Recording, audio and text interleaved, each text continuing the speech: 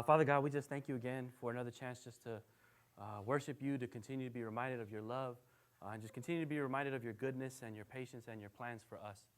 We just pray that you can continue to open our hearts to you more and more and more, that we can continue to see things the way you see things, and that we can continue to move the way you want us to based on our trust in you and our confidence in who you are. And so we just pray all this in Jesus' name. Amen. All right, so we're going to be wrapping up Philippians. We haven't actually talked about the book for a couple weeks, but we're basically in the last section of it. It's kind of like this last final greeting. And so over the next 2 weeks, I'll be covering his exit, right, the way he ends this letter. So today we're going to be talking about seeking fruit, and we're going to be looking at Philippians chapter 4, verses 14 to 17. So the verses are on your handout. They'll be there on the screen. You can read them with me. And so it says, "Yet it was kind of you to share my trouble. And you Philippians yourselves know that in the beginning of the gospel, when I left Macedonia, no church entered into partnership with me in giving and receiving except you only. Even in Thessalonica, you sent me help for my needs once and again. Not that I seek the gift, but I seek the fruit that increases to your credit." So obviously there's a little bit of history, right? There's a giving history, the way they supported him, all these things. So they know what it means. They know what he's talking about. And so what Paul is really trying to emphasize and focus on is this last verse where it says, "Not that I seek the gift, but I seek the fruit that increases to your credit." There's this fruit that Paul is talking about, that he's acknowledging that this gift that they're giving him is showing, right? And for them to keep giving and giving and giving, they're showing that their faith has matured, right? They're giving cheerfully, they're giving generously, they're desiring to help him as much as they can. And so this is where he's like, you guys have matured, your faith has grown, you're really able to just let go of these resources to benefit me and the gospel, no matter what it costs you. If you remember the section that's right before this, this is where Paul was writing. I've learned to be content in every situation, whether I have food, whether I'm starving, whether I have a lot, whether I'm in need. I've learned to be content because Christ gives me strength to do all things. And so as he's telling them, I see you guys giving the same way. This is showing that same fruit that you are now trusting Jesus as well. That you are trying to be content in all situations, the same way I am. Right? The same way I've taught you, the same way I've modeled to you. The fruit that comes from a great foundation, a great maturity, and great growth. Right? This is what your gift is showing me. You guys have gotten the picture. You guys are continuing to do these things the way you're supposed to, and it'll keep benefiting you and benefiting you and benefiting you. So he's like, you've given me this gift. Hopefully you keep this progress going and just keep doing the same actions over and over again to get more and more credit, more and more fruit in your lives. And so this is what we're going to focus on, really understanding. Like God has kind of given us a lot of instructions where he's like, just do these things in front of you, do the simple things, and it'll pay off in the end. Do these things and it'll bless you more and more and more and more. Just have faith that it's going to work out. Have faith that this is the best way to do things. My way will lead to the best fruit that your life will ever have. And so as I was prepping this message, I was thinking about this where it's like, okay, God, I have a lot of experience where I was like, okay, God, I trusted your ways. I didn't know how it was going to work out, but I saw the fruit produced over and over again based on me doing what you said to do or being who you wanted me to do and acting the way you would act, the way Jesus would act. Right? So as I was reading the verse, and the first story that came up to my mind was when I was actually asking this girl out when I was younger. When I was a senior in high school, I was 18 years old. There was this girl I liked. She worked at like a grocery store right by my work, right? So her uncle owned it. She was always there working. She was going to college, right? She was 1 year older than me. Since I was always suspended or I was always at work, I got to meet her. I spent a lot of time with her, right, talking. And so we'd always talk, get to know her. Well, I got to know her pretty well. The thing that nobody really knows about me is that I'm actually very shy when it comes to talking to like the women that I like, right? If I have a crush, I don't talk about it. Does that make sense? So I joke around a lot where it's like all the greatest heroes of the Bible had women issues, right? David, Samson, like we know their women issues. So I always say that I'm one of God's greatest warriors that he's ever made. And so most people will be like, how can you prove that? What's your evidence? What's your proof? And I'll be like, look at the women problems in my life. Tell me I'm not the greatest warrior. They're like, oh, yep. I see it. I believe you, right? The evidence is there. Right? And so as I was, getting to know this girl for a long time, for almost like a year, right? One day I was like, all right, I'm going to ask her out. Right? I was like, I'm going to work up the courage. I'm going to ask her. I feel like I think she likes me. I'm going to ask her out. And so as I go to the grocery store to pick up supplies for my dad's shop, her line's super long, right? All of a sudden, it's like the lunch rush, everybody there, so it's super long. And I was like, oh, man, normally there's nobody there because I'm always there during school hours, so there's not a lot of customers. And so I always had a lot of time to talk to her. So this time it didn't work out, right? So I was like, okay, God, I guess you don't want me to ask her out today because otherwise there'd be nobody here. So I jump in the line on the other side where it's like super short, right? There's this other lady that works there, nice lady. I know all the workers there because I'm always there.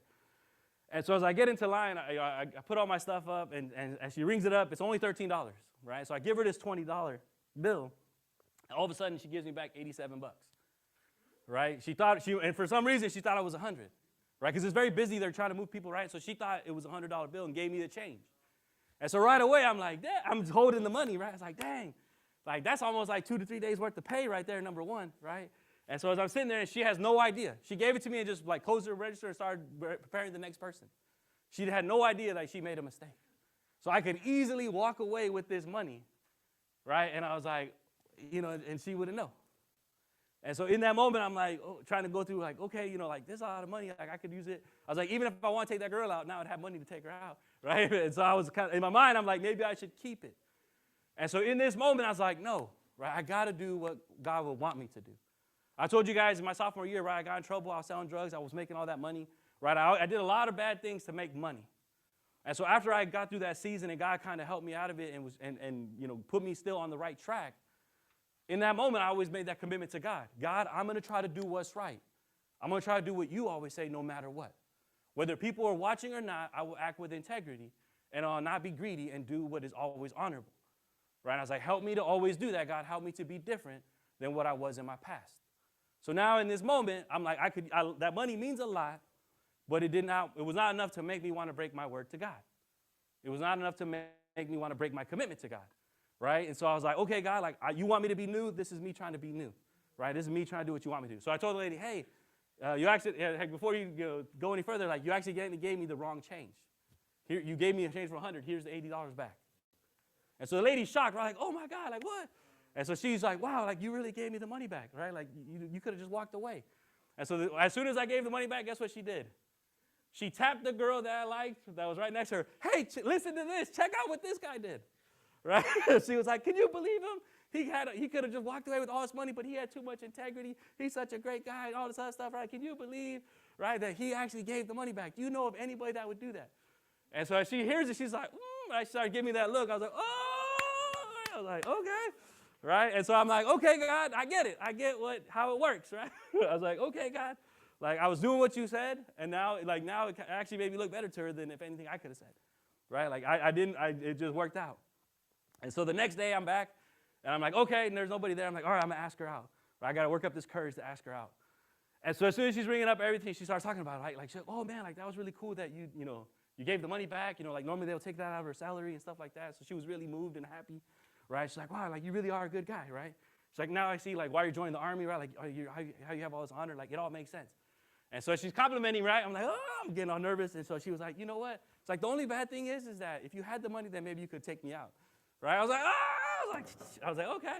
And so I was like, well, I make money from my shop. Like I make money working, right? So I was like, I have the money to take you out. Maybe we can go on our day off, right? So then she obviously said yes, right? So I'm like, oh man, it worked out. It just kept building and building and building.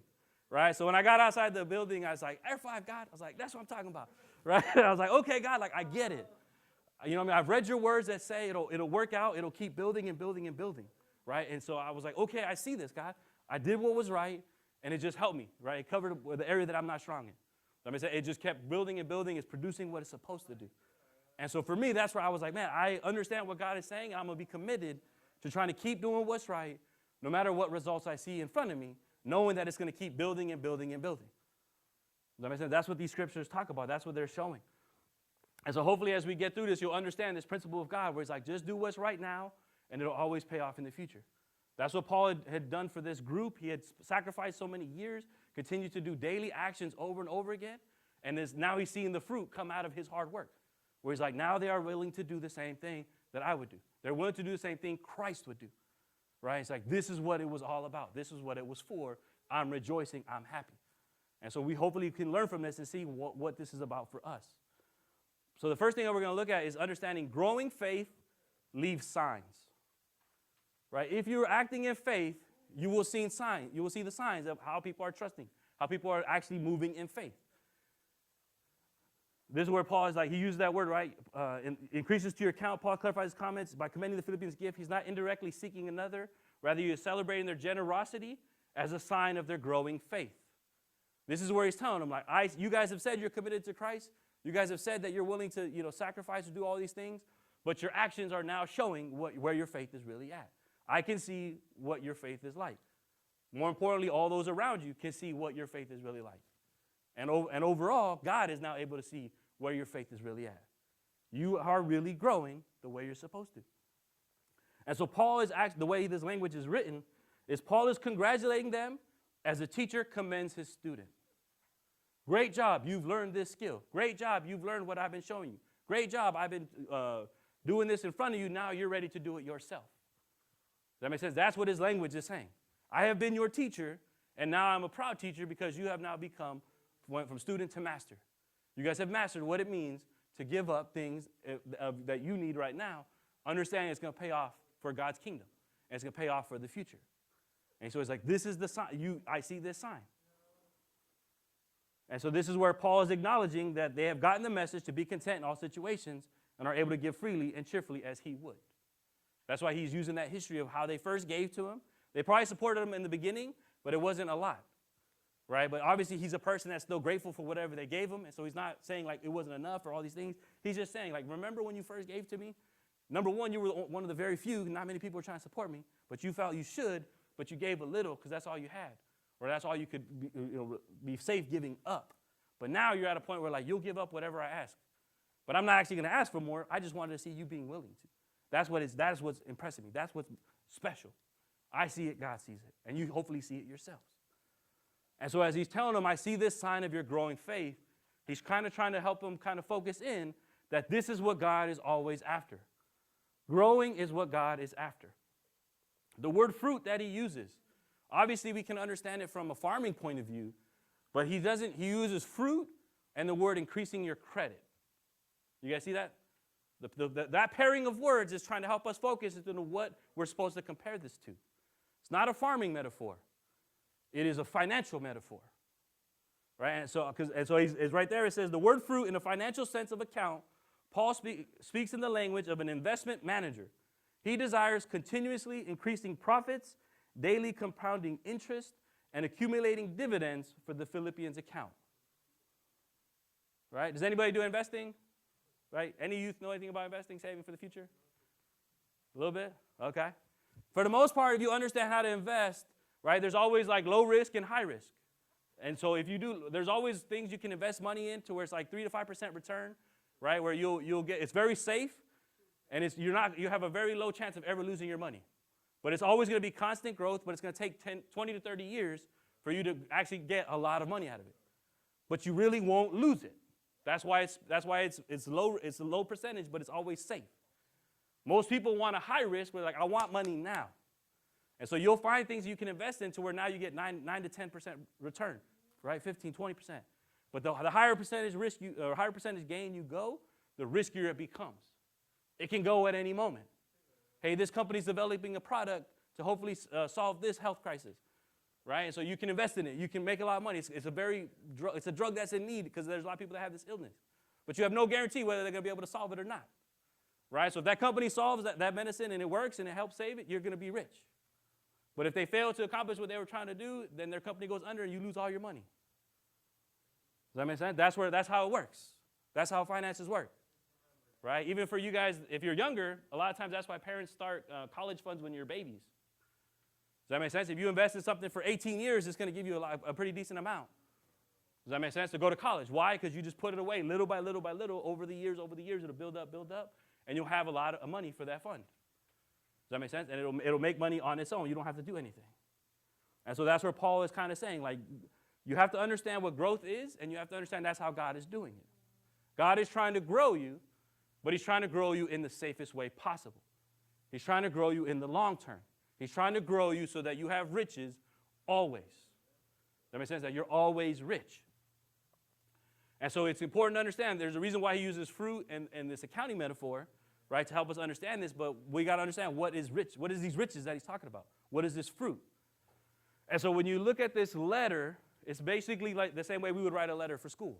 right? If you have ever written a 5-paragraph essay, there's an intro, there's 3 body paragraphs, and a conclusion, right?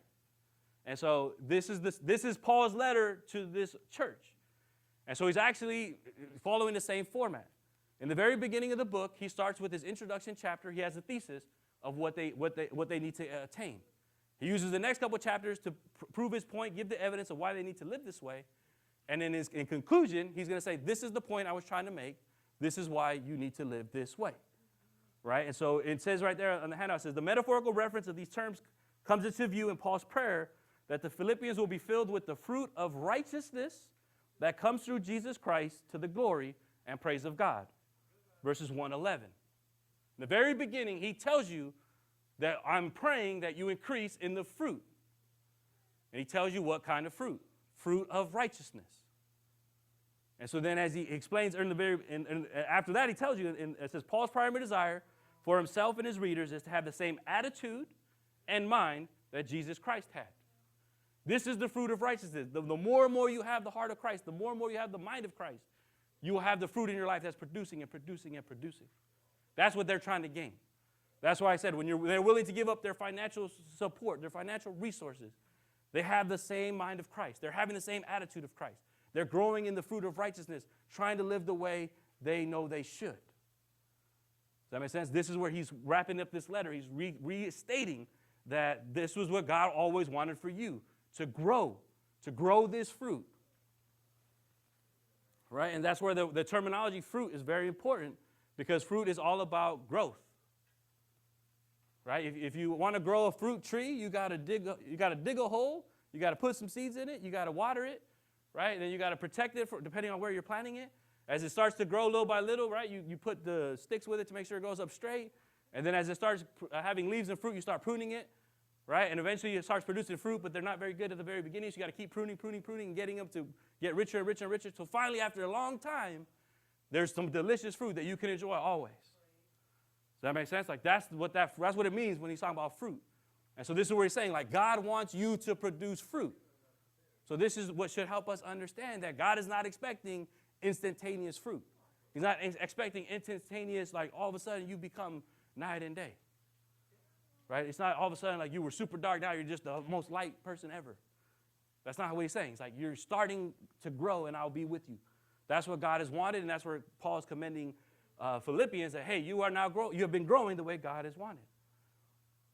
And so for us, our takeaway is this last point. God is taking the long approach. I think Kevin was praying in the beginning, right? It's like, God, give us the peace when we don't always see everything, right? And so this is where where it's very important to understand, where God's like, I am always doing something, you just don't see it. The only reason why you don't see it sometimes is because you're thinking short term. You're thinking like it's got to be all at once, all right now. And so if it's not all at once, then that's not you doing anything. And God's like, all growth or instant growth or all that stuff usually comes with high risk.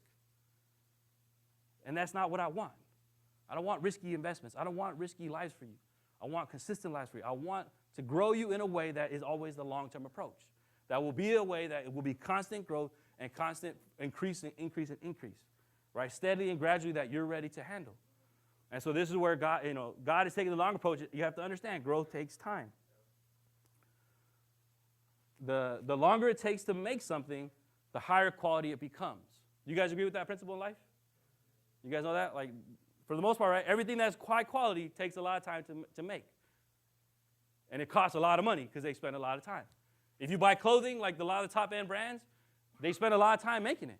Right? It's made, it's stitched very thoroughly, all these other things, like they bring in the best materials, everything. Right? They take their time with it. If you get like really expensive glasses and stuff like that, right? They fire blow it and do all this special stuff and things like that. Like it takes a long time to make a high quality glass. And it costs a lot of money. Right? If you do, Logan's not here, but we're talking about like even if you do art, you can't just do an instant painting. Right? First you got to sketch it, you got to prepare the canvas, you got to do the background colors, and then you start putting layer after layer after layer after layer. Right? To make a masterpiece takes all these layers. I know Nick loves pottery, right? He's learning some pottery stuff. So we're talking about this where it's like anybody can make pottery, right? Within 5 to 10 minutes you can make a piece, and you could probably give it to your mom. And your mom will like it and appreciate it, right? Because moms will take anything. But you can't give it to nobody else. You can't give it to a girl you like. If you didn't spend no time in it, you didn't make nothing quality, right? If you didn't make it quality, you can't sell it and make no money off it. Does that make sense? The people that are great at pottery have great patience. They just keep molding it, shaping it, right? The pottery, there's some really expensive pottery out there. It was not made fast. It was not made instant. That makes sense? It took time to really make it well. And that's what produces the quality. And that's what God is saying. Like, literally, I want high quality people. It's going to take a long time. And so this is where I was using that illustration where God's like, I want to grow you. I want you to change. And so when God is looking at us and understanding that we're going to be on a growth process, he sees us as these dead trees that are not producing any fruit or producing just bad fruit. Right? He's like, okay, this is who you were. You now want to follow Christ. So I'm going to uproot you. I'm going to take you out of where you're at. And I'm going to replant you in the proper place. I'm going to replant the seeds, and I'm going to start the process all over again. Right? I'm going to start growing you. You're going to start growing your roots. I'm going to water you, protect you. Right? You're going to grow your roots over and over and over again. And as soon as you grow up, then I'll start pruning you, and you'll keep producing fruit. Right? And then at some point, you'll be just producing and producing. And you'll really be where you're at, where you're supposed to be. That's how God's process works. That's why he uses these words of fruit, right? He talks about the barren tree. Like, he uses all these illustrations to help us understand. He knows it takes a long time. But he wants to grow you. He wants to nurture you. Because he knows that's what's going to make something great, what's going to make something special, that's going to make something high quality. So you might feel that it's not going fast enough. You might feel God's not acting, God's not moving. But he's moving the whole time. He's growing you the whole time. When you look at trees, and they talk about like when you first plant it, a lot of them, sometimes they only sprout like a little thing above ground. Does that make sense? And so when you first plant a tree, you know, you see that little shrub above the ground, you're like, for a long time, you're like, nothing's happening, nothing's working. I must not work. Maybe I need to give up and try and do something else, move it somewhere else. But in reality, the tree's roots are growing deeper and deeper and deeper. It's searching for water, food sources, all those things. So you can't see it above surface, but underneath, the tree is always growing every single day. It might be a millimeter, but it's growing. Does that make sense? And that's where God's like, I am growing you every single day. Just because you don't see it on the surface, just because you don't see it right away or right above the way you want it, trust me, I'm growing it. It's working. It's happening. Keep on track.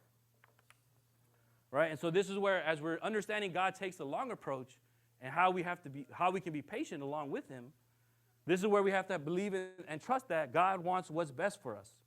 So he is willing to be patient to work it out for our benefit. Right? That's where God continually reminded him, trust my plans, trust that I got everything for you. Trust that it's going to work out in the long term. Right? God, he wants what's best for us. You got to believe that. If you believe that, then you'll be willing to be more patient. And so this is where it says God wants what's best for us, but he's willing to be patient. If he knows growth comes from a lot of time and a lot of development, and he's willing to be patient, why are we not? Right? That's where it's always kind of funny. Like we're like, God, move fast, do this now. Give me this instant change. Give me this instant success. You don't think God wants to move right away?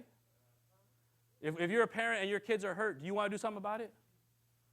If somebody's bullying your kid, if you're a mom, are you ready to throw down? Right? Is your first instinct like, let me take my earrings off, like somebody's messing with my kid? And then the husband has to be like, hey, don't go to jail, right? Like, no, take it easy. Does that make sense? But usually, especially when your kids are small, right? Like, you're very protective of them. Your first instinct is, I want to take care of them. Where they at? All right? But then you obviously, as a parent, have to be like, okay, I got to make sure I model the right thing for my kid and do all this other stuff. Right? But that's where God's like, I'm a parent. God's a parent to every one of us. He sees what we're going through. He sees us crying out. He sees our pain. So he wants to act for sure. But he's going to act in a way that benefits us for the long term. And that's why he promises, trust me, as soon as you cry out to me, I am moving. As soon as you cry out, I am taking action. As soon as you cry out, I am working on the other person's heart.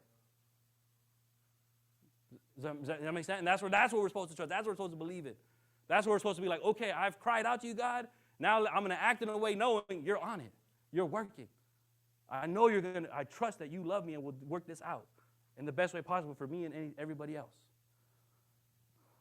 And so as God has acted instantly but taking a long approach, so everything lasts. If God gave us stuff right away and our character's not ready, things will fall apart. Things will crumble. we'll lose what we wanted. And that's where God's like, why would I want to put you through that? Why would I want to give you the high of getting what you asked for and then just let you crush it in your hands and lose it? Why would I want you to experience that pain? He's like, instead, let me keep building you, developing you, preparing you to really have it and then have it forever. That's why he's doing the long approach. That's why we need to trust it and believe in it. And so as we know God is taking the long approach, the two things that we must do is we must do our part daily to ensure the plan stays on track. Next week, I'll talk about this more where he's going to hit what actions you're supposed to take. Right? So today we're just like, you got to change your thinking that it's long-term approach, looking for fruit, and then how do we do what we're supposed to do daily is the way he'll end it. That makes sense. Paul was teaching this in a 2-part message, so I'll teach it over the 2 weeks. But I at least wanted to hit it on this week, where it's like there are actions we're supposed to take, understanding it's a long-term approach. Right? If you're investing in something, you got to put the money in month after month. Depending on if you're doing retirement, all these other packages, right? You got to keep putting in money month after month after month for it to accrue the interest for long term. Does that make sense? That's why I say I use the what do you call them, the college funds, all that stuff, right? That's what parents have to do. They have to keep putting money into it every single month till you're 18. Does that make sense? It's a theory. My parents didn't do that. My dad's college plan for me, for my funding, was like, I'm just going to train him to be in the Army so he can pay for his own college. That's how he trained me. He didn't have the money for a college account, so he just taught me how to fight. Right? And so, but that's what we see. Like, you have to do some actions for it. And that's where Paul will hit it more, and we'll talk about that next week. But this is where we need to understand. Stepping in faith daily is our best way to plant the seeds that will one day produce the fruit. This is what Paul is really trying to tell them. You have to step in faith knowing that God's going to produce more and more and more. That's why he says, like, the fruit that increases to your credit, right? Keep giving, because God is going to use it in the future to increase you and increase you. In the next section, 18, he'll talk about, like, because you're giving, because you're trusting God, he will supply all the needs that you have, that you need. Right? That'll be in the next section. But that's what he's kind of trying to tell them. You have to step in faith. You're not going to see how it's going to work out. You're not going to know how it's going to grow. You're not going to know how God's going to take care of you in the long run. But trust it, it's going to work. That's why I shared that story. When I saw that money, I didn't know how it was going to work out if I turned it back in. I stepped in faith to do the right thing, and it worked out. Does that make sense? And so that's how we're supposed to step.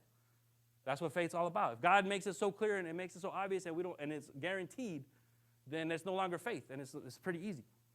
He's like, I want you to have that part where you got to step out in faith. And so as we're understanding taking this long-term approach, right? Who says they're a very patient person here? Is there any patient people here that are willing to just wait and wait and wait? I can see Tom. Yeah. Amanda, okay. So for most of you did not say you're patient, and I probably agree with that, right? But for me, I'm not patient either. I'm one of the most impatient people you will ever meet. And so this is where it really comes down to leaning on God. It really comes down to trusting him, for him developing you, building up these skills to be patient, to look long term, right? All these things. We were playing some games on Wednesday, and so we were talking about what would be slow or fast to me. Right, and so I was like, cooking rice, is it fast or slow? And so as people are trying to guess my answer, I think cooking rice is slow, especially the Asian way. And so, but everybody else was like, oh, Joaquin loves smoking meats and doing other stuff. Like, he'll cook for 2 days and all these things. Like, cooking rice must seem super fast to him, right? There was only 2 people that actually were like, wait, no. Like, he's always complaining about rice. Like, if you ever pay attention, he's actually complaining about it, right? And so I'm a very impatient person. Like I said, I'm a man of action. I'm a man that's like, we can always do something right now. Let's move. Let's do something. Right? I'm a nonstop. I call myself the avalanche. Right? I just keep going. Right? I'm a runaway train. Like, I'll wear people down. That's how I make things happen. But I do not wait. I do not just sit there. Right? And so as we were talking about this, where they're like smoking meats, I was like, I don't like smoking meats. I don't love it. I didn't even do it before I ever came to this church. Right? I love barbecue. I love barbecue. But I always sear, like I cook high heat. I cook, meats, sear them on both sides, and they're good to go. I do marinades, rubs, where like it marinates for a couple hours and it gets tender and it's ready. Does that make sense? But it cooks fast, because as soon as you put a piece of meat on a hot grill, the smell starts hitting you, and it's time to eat. Does that make sense? It's like, man, that's why I rarely cook chicken, because you're supposed to wait for it to be pink or not be pink, all that. Like, man, with steak, I can just cut it and eat it at any time. Right? I want the instant meat. And so for all my life, I've always just barbecued and cooked meats very fast. But the problem is those meats are very expensive, right? To buy a ribeye steak and all these chicken thighs, all this other stuff, it costs a lot of money. I can afford to feed myself or a couple people, but when it came time to cook for the youth group, cooking for 30 people, I can't buy you ribeyes for 30 people. Does that make sense? And so I was like, okay, if you buy a big chunk of meat, pork butt, pork shoulders, right? I never even cooked pork before I got here. You guys know that? I don't eat pork before. My dad raised us under kosher law, so I never really ate pork, nor have I ever cooked it. And so, like, just to cook pork butt, I had to research. I was like, okay, pork butt's like $1.79 a pound versus a ribeye that's $13 a pound. It's like and I didn't have a budget to feed, so I was like, okay, I need to find a way to get a lot of meat, right? And so pork butt, even brisket is pretty cheap for buying 17 pounds, right? And so as I seen this, like, the only way I can afford to feed them is to buy big pieces of meat. And the only way to cook big pieces of meat is to smoke them, right? That's how I see. But smoking requires you to watch a grill for hours and hours. Every hour you got to spray it with juices and things like that. And I was like, oh my God, like, who the heck wants to sit around for a day just spraying meat for every hour? Like, you put apple juice. I was like, I'll just drink the apple juice, right? And so this process is not what I would love to do. It's not my personality. It's not my gifts. I'm not gifted in just being patient and waiting and watching. Does that make sense? Just doing a little bit at a time, knowing it's going to pay off. That's not my strength. And so that's where I'm like, okay, God, I see this problem. I want the youth, we need the food. I want to show them this love. I want to make sure that they understand, like, hey, you're supposed to do everything you can to really win people, right, and build up their faith and do the sacrifice. So I researched, studied how to smoke meats. I learned, like, okay, you got to put a meat for 3 to 4 hours uncovered and smoke it. Hit it with smoke for 3 or 4 hours. So I was like, okay. So my process is I put the meat on the grill and I go hiking because I need to do a devotional to prep my message for that Friday night. So it gives me the 2 to 3 hour window. I'm a great person that's on time. I will hike faster than anybody if I need to hit a time. I won't miss it. Does that make sense? I'll push old ladies out of the way if I got to get back on time. That's how my mind works. I never push the old lady because I'm always on time, right? But that's how I am. I will never miss a timeline. So if you're not there for the meat, it could burn or catch fire, right? There's a lot of risk. So I'm like, because of my gifting I'm always on time and I'm very organized and scheduled, I'll be back to put that meat into the next phase. And so as soon as I get back, you have to cover it and put juices and things like that and let it cook for 4 to 6 hours. And so that's why I invented a whole new way of smoking meats and cooking where I use slow cookers. And so basically I was like, if I cover it in sauce all at once and put it in a slow cooker on low, it'll cook for 4 to 6 hours while I'm working on my prep for the lessons, finishing the lessons, the applications, whatever came to me during my hike and things like that. Does that make sense? So as I created this process where, like, on my meats, I'm always doing my work for the youth, and then the meat's cooking in a special way. That's why I bought, like, all these, I have some of the coolest gadgets because I was just trying to find ways to do this process. Because for me, there's that, especially in this book, where it's like, all things are possible if you believe in Christ. If God wanted me to do this, then he was going to provide a way, and he used all my giftings. And so as I do all the meat, then I can come here, put the rice on, and then do the setup for the games, right? And so that's where I cook meat in a way that's supposed to be the most peaceful, calm way of cooking, and yet I turn it into the most chaotic, hectic day to cook all this and make the youth group happen. Does that make sense? And so that's where it's like, I do not like sitting still, as you can tell by my process. That day is really busy, but that's what I like to do. And so this is where God has had to help me understand patience, understand learning, right? Because it took me a while to get learn how to cook, do all this other stuff. Then I learned how to do Chinese recipes, all that stuff. Does that make sense? But that's how you learn. Like, I cooked American stuff at first because that's all I knew.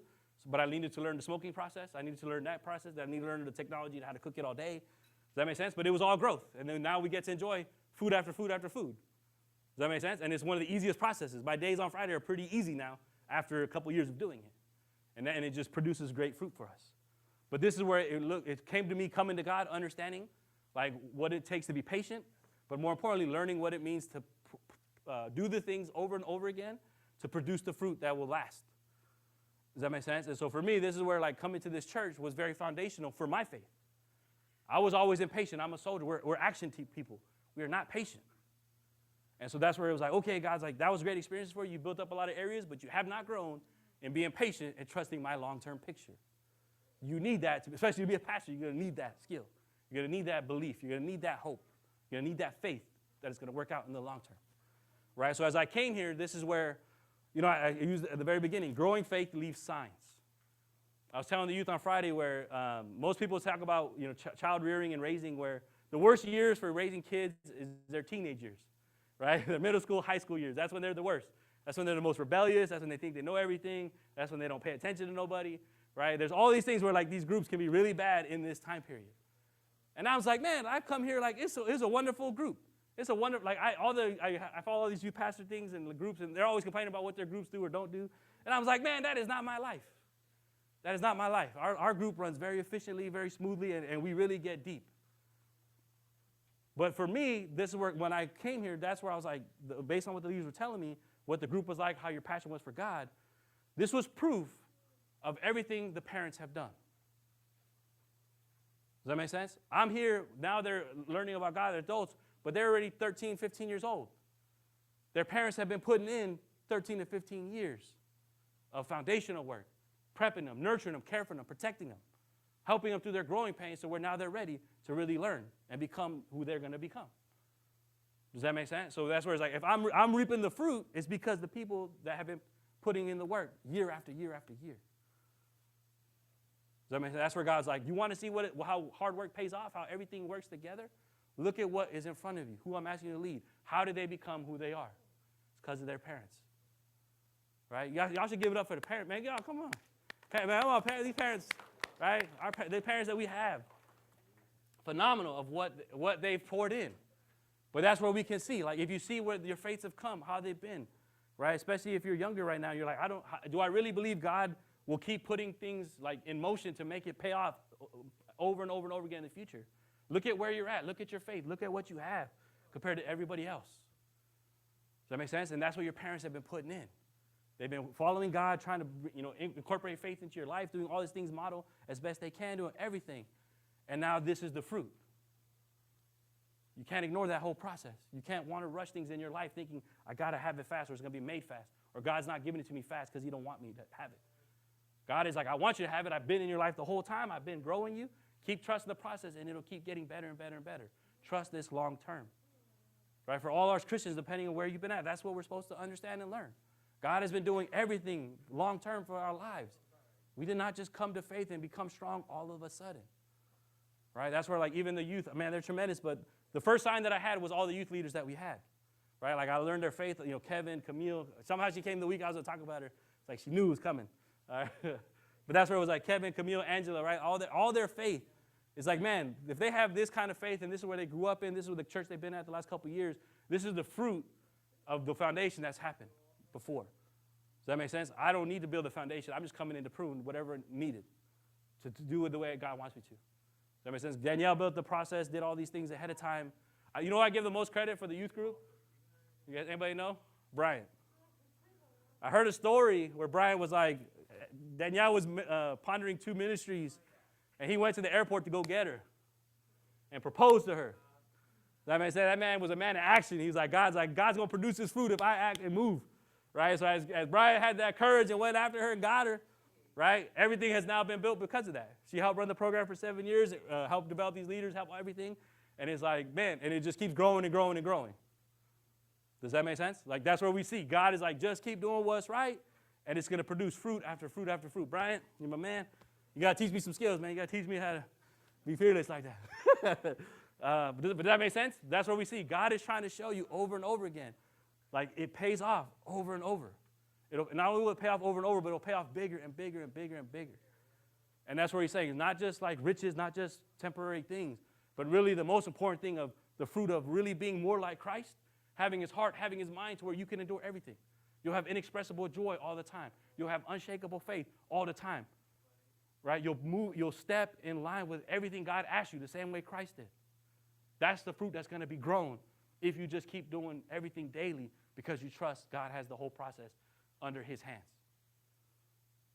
And so that's what you need to take away today, and we'll talk about action next week. But that's why I said, take the time to reflect. Am I really looking long term? Am I really understanding God's trying to grow? If something's taking a long time, then what is he really trying to do? And while I'm waiting for that answer, let me do what I'm supposed to do and see how it's going to work out. All right, and so I'll leave you with the applications real quick. It says, when you're feeling impatient, read the stories of the characters that God used the long approach to remind you to be patient. God has so many people in the Bible that's what their lives are all about, the long-term approach. Does anybody know? Everybody knows Rahab, right? Does anybody know who she married? Anybody know who she married? She's in the lineage of Jesus, right? It tells you who she married, non-Bible readers. No, there's a very small detail. You want to know who she married? She married a man named Salmon, or Solomon, depending on where you're from. But if you actually understand, Solomon is who he was the actual prince of Judah. Every tribe had their main leaders, right? So his father was the leader of Judah, the Judah tribe. He's the son. He's the next in line to take over, to lead. He's very important. He's very special. Does that make sense? And yet somehow that's where God's like, this lady had the amount of faith to trust me and protect my people and get them into the promised land. Her fruit will really increase more than anybody will ever see. And that's where she got to marry the prince of Judah, the tribe that was meant for royalty, the tribe that was meant to lead. Does anybody know like that lady that married the prince of England? It was like, what's her name, Meghan Markle or something like that? This like American girl married the prince, right? And so the whole it created all these family troubles where it's like this woman ain't no good. She's got all these moral issues, character, all this other stuff. And so now that like they both left the royal family. Does that make sense? And so it's like normally, right? Like that's how everybody would respond to it. But this is where God was like, look at these characters. Look at this girl who was a prostitute, who was the least in her kingdom, the least of everybody. She acted in faith with one step, and I'm going to produce over and over again. I'm going to produce her protection. I'm going to produce her family saved. And then I'm going to introduce her to somebody that is important. And I'm going to put her in the lineage of Jesus. And that's where like her fruit, her life is just phenomenal. Does that make sense? But she was waiting. She's a prostitute. You think she's really thinking God's looking out for her all that time? But God had a long-term plan to bring her and make her one of the most important women of the Bible. Does that make sense? That's why I said read these stories, understand how God has this long-term approach, and really help you be patient. And so pray. So as you're reading these characters, pray for clarity when you don't see the big picture. Pray for the faith to walk without seeing everything, and discipline to do your best one task at a time. That's all you can do is pray to God, ask for the clarity, ask for the help, and then do what you know is right day after day. Step 3, application 3 on the back page, it says, find a verse to start your day with, put it on your front door to read and help you commit to doing the work that will produce fruit in the future. Right? Well, like I said, we'll talk more about applications and walking tomorrow or next Sunday, but that's where like it's a great one to start with. Right? Have a verse to start your day with. The youth, we were trying to listen to a worship song to start our day, but you can, depending on if that works, but you can always do a verse, a prayer. As a soldier, I always prayed, God, if you give me another day, help me to use all my strength to honor you and do what you want me to do. And so when I woke up, that's exactly what I said. God, you gave me this day, so that means you must want me to do something. Give me the strength to do it no matter what I face. Simple, start every single day, commit my way. I always Psalm 23 was my memory verse that I always used. Right? And that's what as soon as I walked out my door, even on those battlefields, like I just memorized and said Psalm 23, and I'm out the door doing what I got to do. Does that make sense? Joshua, the beginning is a very good one. Be strong and courageous. Do not, meditate on my word. Do not lean on the left. No, don't go to the left or right. If you do everything I say, I'll be with you everywhere you go. Put that up by your door. Read it right before you go out. Help you to walk faithfully and do what you're supposed to do that day. Understand it's going to pay off long term. And then you can obviously list out your areas you need to grow. Start working on a plan to grow so you can enjoy all the things God has for you in the future. And so we'll talk about that and process a little bit more next week. But this is where, like, if you know where you need to grow, you know that there's areas that need to they're not producing fruit, right? How can you bring God into them to really help you grow and continue to be with you more and more and more to actually make that growth happen versus you trying to do it by yourself? That's not how God wants to do it. He wants to do it with you because He knows that growth will last forever. All right, so I'll leave those applications to you, and hopefully you meditate and think, like, am I really ready for the long term? Am I really waiting for God to develop the things that will pay off over and over and over again? Am I waiting for Him to produce that fruit of righteousness that will make me like Christ now and for eternity? All right, so please join me as we close in prayer. Jesus, we just thank you for showing us what one action can do, how one act of faithfulness can be used by our Father to produce the most tremendous fruit that we've ever seen. We are here because of your faithfulness and your obedience and your love. Help us to see that you